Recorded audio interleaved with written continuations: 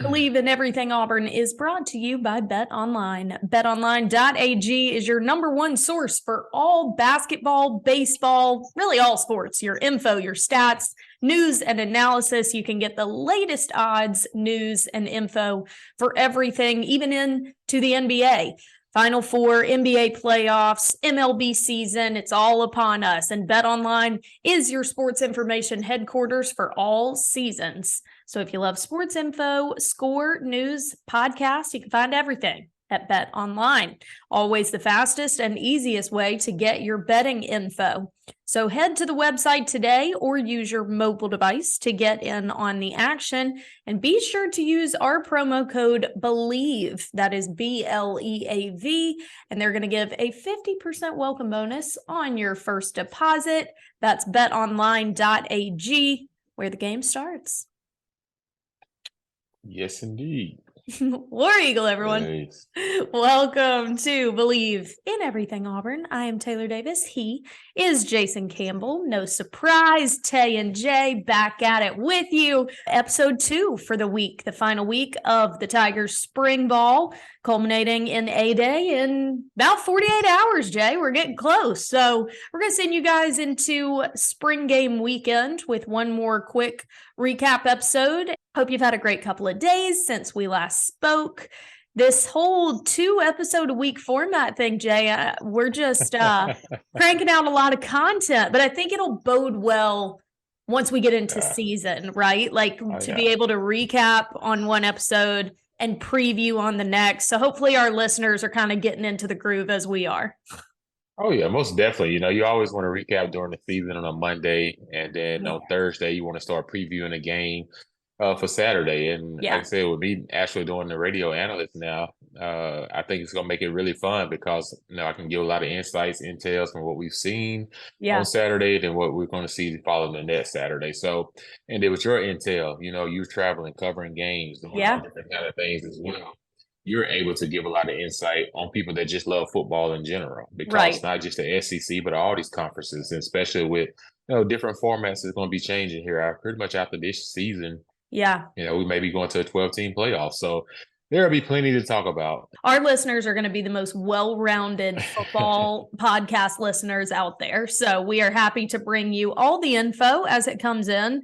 Jay, are you at all, I know the answer to this, but are you at all nervous about your new role? I mean, you've been doing this in some capacity for so long. You obviously, the podcast has been going on for a long time. You've done TV work, but I'm just curious, like you're filling shoes of someone that I know you admire and respect, and you'll be around the program in a different capacity. Any nerves for you?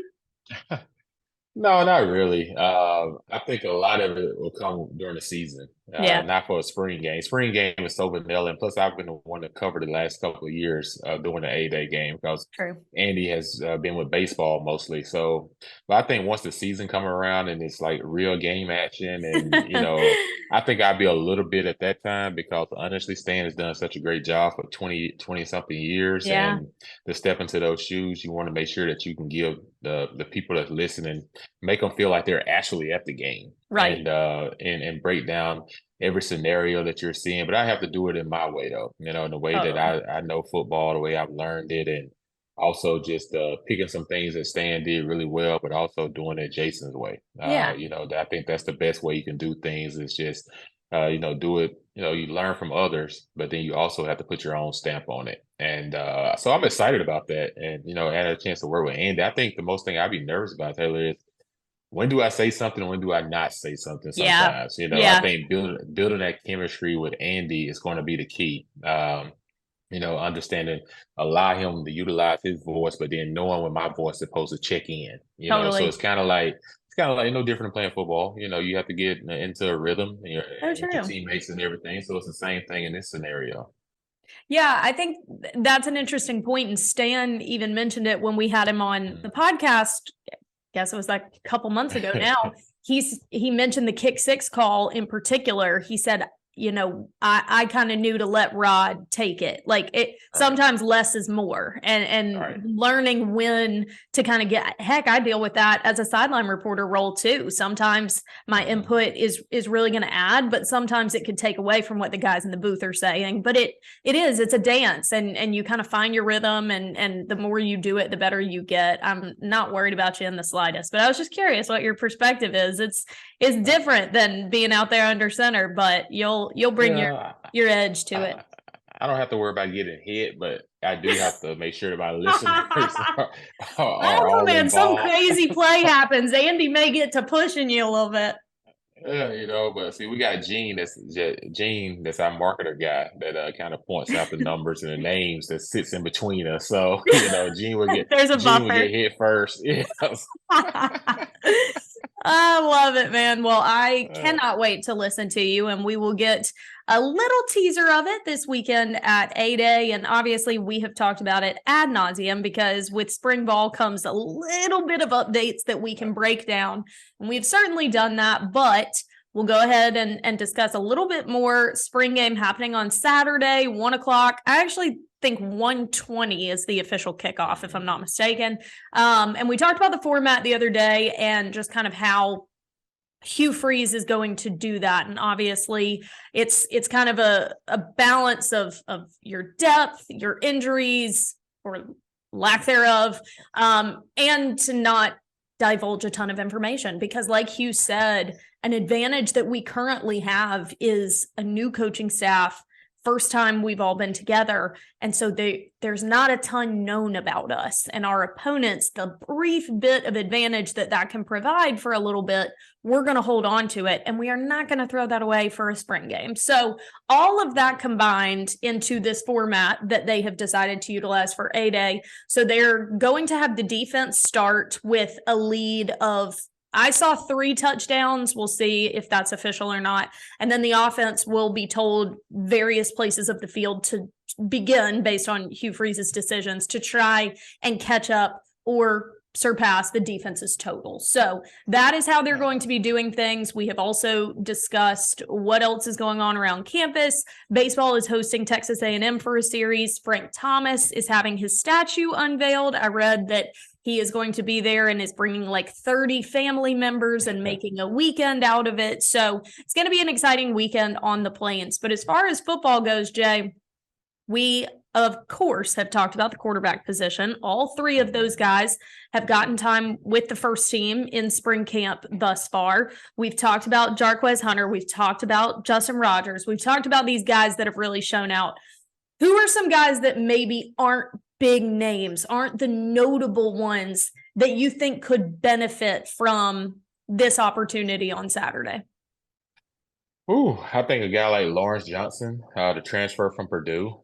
He's the guy that's D lineman. I know Justin takes a lot of that, accolades and stuff when it comes to the big name in that position.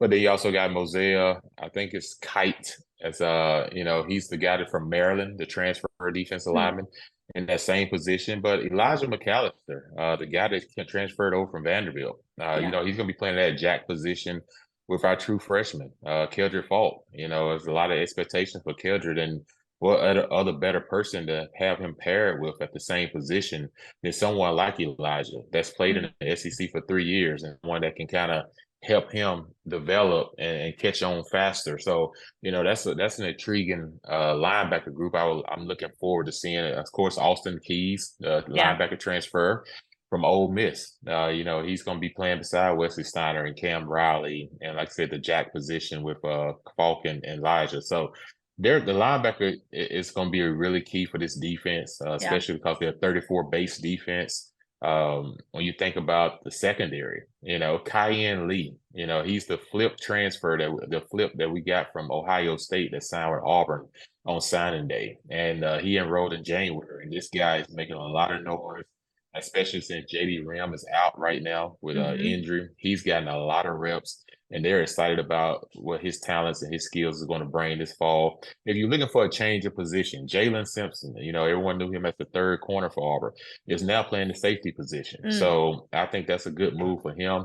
to utilize some of his speed and quickness back there. We are short a little bit at the safety position, but you got Donovan Coughlin, who's playing a little bit of the nickel guy, along with Keontae Scott. He's more of a hybrid guy that will play corner and nickel. So defensive side of the ball, look for some guys to be moved around a little bit. Offensively, we always talk about the receivers we have. Everyone wants to see Nick Martiner, the big tall guy. Everyone wants to see the Camden Brown, the extension of Camden Brown. Camden talked about it himself this week, Taylor. He said, last year, I'd never been in a huddle. When I was at St. Aquinas High School down in Florida, he said, we never huddled. We played fast. So it felt weird to him last year. And this year, he said, being able to get in and out of the huddle or being able to go at a tempo pace, he feel like he can play faster and play better. So those are a little bit headliners to look at. But everyone knows Gunnar Britton, right tackle, transfer from Western Kentucky. And then we got our big guy, Dylan Wade, left tackle, transferred over with Coach Montgomery from Tulsa. So the offensive line is going to look completely different this year. And we welcome that because, man, has it struggled in the past seasons. I think it was Lack this week that said the offense. Wow, I really got a giggle out of you. I think Lack this week said the offensive line is going to be one of our strengths. And heading into season on the heels of spring ball, coaches hadn't said that at Auburn in quite a few years. Like the offensive line has been an area of we got to get guys healthy. We got to have continuity. Like there's been almost an air of like, when it comes to the offensive line. And now that is the area that everyone's like, okay. So that is certainly encouraging, especially with the question mark at the quarterback position. I also, I really want to watch Damari Alston and Brian Batty. I think that number 2 is going to be interesting. Obviously, Damari Alston showed a lot, but I've seen some high praise for Batty coming out of spring ball. And, I think while we've talked about Jarquez, and this is absolutely his year, the coaches are saying, this is the best backup coach. Like he is really impressing, and we know that.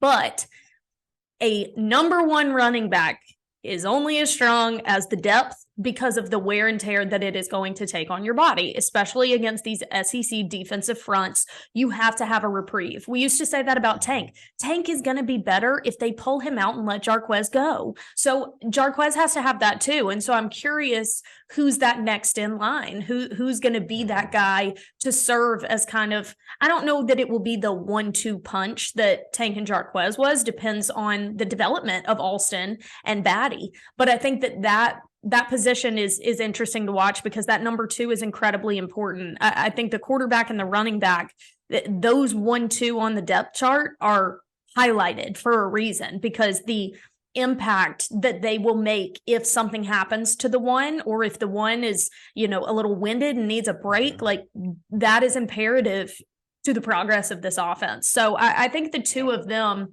will also be interesting developments to watch. Yeah, I think it's going to be better. I honestly think the running back room is going to be better than it was a year ago because you got Jeremiah Carter, a freshman out of Montgomery, who's highly touted, that's coming in. But like I said, Damari Alston, I think he's a great complementary back to Jarquez. But then you add in a guy that was All-American special teams last year, and Brian Batty. I don't know if it's the T or Batty, but we'll figure that out. But and Brian Batty, he's a guy that he's very electric. I watched him 2 weeks ago in a scrimmage. And the ball gets in his hands, it's like 0 to 10 so quickly. It's like you flinch, you miss him. And that's the dynamic that he's going to add to this offense when it comes to the passing game and when it comes to draws and screens and, even between the tackles, because as a linebacker, you got to look around those offensive linemen to see this guy. So you don't know where he's at. So I think the backfield is going to be really good. Jarquez is going to be most of the bell cow guy, the carrying the big loads, but he's got a great complementary backfield in that room. I think that's going to carry us throughout this season and be ready to utilize these guys, see these guys utilized in a lot of different ways. And some of the guys you really hadn't talked about, Taylor, Jeffrey Amber, the transfer guy that came over last year, he's changed his number to number 1 on defense. And they saying he's playing really good right now. He's doing really good to the D-line position. And Marcus Harris is another guy to pay a lot of attention to. They got some playing time last year, but it's going to come back. And then Markevious Walker, who transferred and came back. So, he's a guy. So there's guys popping up So everywhere that we much. thought that had been forgotten. And all of a sudden they're back here and they're in the action and they're going to have opportunity to contribute this year. And I think a lot of that is because the new coaching staff is more willing easier to talk to. I listen to a lot of these guys talk. Yeah. They say you can walk into Coach Free's office and talk to him just like you did with Lack the last 4 games of the year. I He's love that. very receptive. He's very he listens. And I think you need that, especially with these new group of kids nowadays, and especially Auburn. Totally. Like we had a rough 2 years. Like we did. need a complete overhaul. Yeah. I mean, even from a media perspective, Hugh has been very forthcoming and very transparent about good, bad, unsure. And the last regime said next to nothing. So I think it's a totally different start. And that's ultimately what spring game is going to be a look into. But I don't think it, is anything breaking news. As far as the QBs go, do you assume 3 will get equal playing time? Robbie was dealing with some shoulder soreness, but I haven't heard anything that he wouldn't be available or anything like that. Do you think 3 will play the same amount?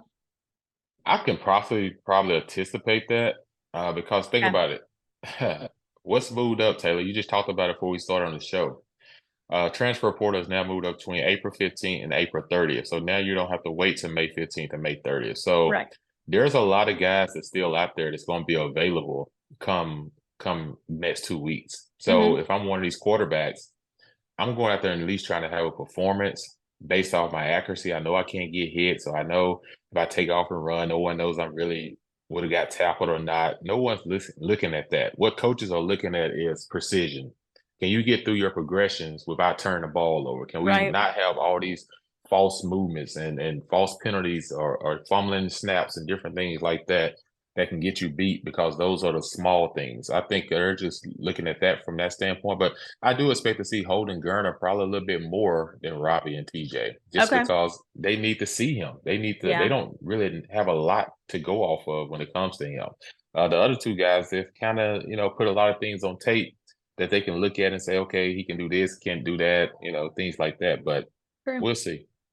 You mentioned the transfer portal. Let's talk about that. So this was another one of the rules that was suggested in meetings in October. It has now been accepted or passed or whatever. It is effective immediately. So the transfer portal spring window, which was initially slated for May 1st to 15th, has been brought up. So it is now April 15th through the 30th. And if you are Auburn, if you're any of these schools who have their spring games in the first couple of weeks of April, I think you love this, right? I mean, this helps the coaches tremendously. The players are automatically, I think, a handful of them use spring ball and ending in the scrimmage on your spring game to really kind of have a taste of where you stand and what this thing is going to look like. And do you think that your growth is most likely to happen here, or are you ready to move on? That all pretty much, it kind of all disperses after spring game. And so as a coach, let's not waste time. Let's dive into that. I know what I know now. I'm not going to have any new insight 2 weeks from now come May. It just prolongs the inevitable of the chaos that ensues when that window opens again. And I know Hugh Freeze didn't want to start spring practice as early as they did, but now with this, I actually think it aligns really well. Well, the other thing too, I don't want people to get all uproar if they see 7 or 8 guys entering the transfer portal. That's going to be normal, because anytime you have a new coaching staff comes in, they implement their system. They see who they have on the roster, because they don't know anything until they get these guys out there on the field. Right. And now they had a chance to have these guys on the field for 3.5 weeks. They see which guys may fit the system, which guys may feel like it's better for them to move on and go elsewhere. So some of these decisions are going to be mutual decisions. And I don't want people to say, oh, man, you got 8, 9 guys departing, going crazy. What's going on? Guys, it's part of the process. Welcome to the new world of transfer portal. You're going to lose some, but then some are mutual decisions. And then guess what? That's going to open up 8 or 9 spots for Auburn to go out and get 8 or 9 more guys that can come in to help this football team. So, so understand what's happening and what's transpiring here. So I don't want people just to get uproar if they see this, because those are spots that we can use that we may need to have open to go and get some guys. Totally. And I also think what people don't know to be the case is a lot of times coaches sit down with players and say, look, I think it's in your best interest that you go somewhere else. Like a lot of coaches, I have been in a lot of meetings with coaches being like, we're transparent with our guys because we don't want them to waste opportunity. Like if we know your skill set is not matching what we're about to try and do, it is my duty as a coach to be transparent with you if I think that I would be doing you a disservice by you not pursuing other opportunities. Those conversations happen from the coach's side too. Like I think people view the transfer portal as 100% a player just dipping out and wanting something different. A lot of times they're getting the insight from their coaches that maybe I am not fitting in what they see for the future either. Right. And you're exactly 100% right. Like you're a freshman or a sophomore, I understand you might want to stick around because, you're still developing. But if you're a junior and you're like, okay, my opportunities are I want to be seen so I can have a shot to play at the next level or some form of professional football moving forward, then I need to have film. And you may not be fitting this system. And you may be like, okay, look, I tried to be here. It's just not working. And then you and the coach may sit down and have a mutual decision. He may say, well, hey, if you decide to go into the transfer portal, maybe I got some friends elsewhere that runs a similar system, but a system that maybe just kind of tailored to your skill set. And that maybe we can get on the phone and maybe I can help you get transferred to that school. So just different things like that when it comes to transfer portal. So not all of it looks bad. Sometimes it's a fit. And these guys only have 4 years. They really only have 4 years to make something happen. And I've said this before, I'm all about being committed. You sign up for something, you stick to it, you work through it. But sometimes it's not for everybody. Sometimes, you can see the writing on the wall. Like, hey, I've been here long enough. It's not changing. Right. I just need to go elsewhere. And you've seen that some great stories that's happened before with other players. So, I just think it's how you look at it, how you dissect it and process it. But this is the new world and this is how it's going to be. Right. And I think like everything, because honestly, when we talk about the transfer portal, we sound like we're contradicting ourselves. And in some ways we are, but that's because it's not so black and white. It's not a one size fits all topic. I feel the same way about NIL. Like there's aspects of it that I get and there's aspects of it that I hate and I think are robbing us of some of the purity of college sports. So these issues, these topics that we're all debating, we're debating them because there's two sides and both can be true at the same time. And so I think for the transfer portal, it's not so much an aversion to the portal. It's making sure the motivation is in the right place and for the right reason. Because if a coach looks at you and says, look, it is not going to happen. I can't use you in this system, or I need something different than you.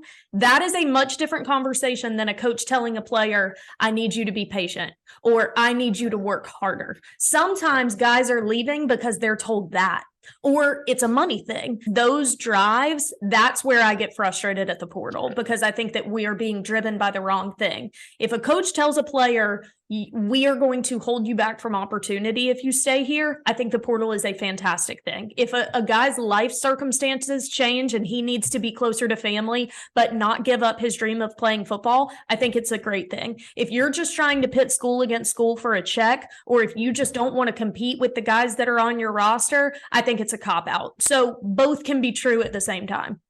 Oh, yeah. And you have to sit down and actually decipher what you really want because at the end of the day, money is involved in a lot of these situations. And that's the hardest thing about this is gauging where this kid's heart is. Is it, does he really want to be here or is he just chasing money? Because if you go out and you sign a player just chasing money, you're not going to get his best effort because he came for the wrong reasons. I want him to say, yeah, look, this is the right fit for me. I know it in my heart. This is where I'm supposed to be. And then also from an NIL perspective, I see the opportunities that I have here because I am playing the SEC. I am on national TV a lot. It will help grow my name, image, and likeness. So, we can just sit down and try to figure out what's a good number, a good spot for me and everything like that. Then that's fine. Because if you're chasing dollars, you're going to be chasing dollars your entire life and you're never going to be settled and be happy. So I think a lot of these kids have to understand that it takes having the right people around them. That's where it starts at. I think you're so big on that. You go back to that all the time.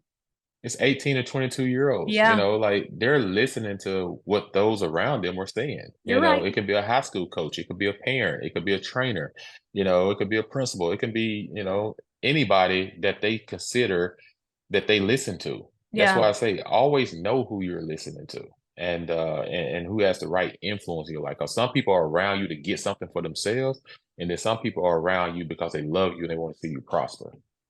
And I think that it holds such weight coming from you because you can literally put yourself in those shoes. And I know you and what you did to set yourself up well for your future after football and how successful you've been in life after your sport. And I'm sure you can think back to that time and go, it could have gone so differently if I had negative influences in my life, or if I was listening to the wrong people over people like my family or people that I knew I could trust. Like, you can associate so closely how differently things could have gone for you if you listened to those voices. Now think about doing it at 18 years old. All right. But with an agent, some of these guys are getting that isn't doing it because of their true love for you. So right. it's just a different world that they are operating in right now. And so I think all the conversations are layered and sometimes contradictory because there's no set way to do it, and there's a lot of room for error. So, and I like to say this too, a lot of people think from an NIL perspective that it's just businesses just giving money. That's not true. These people don't get a tax write-off for this. So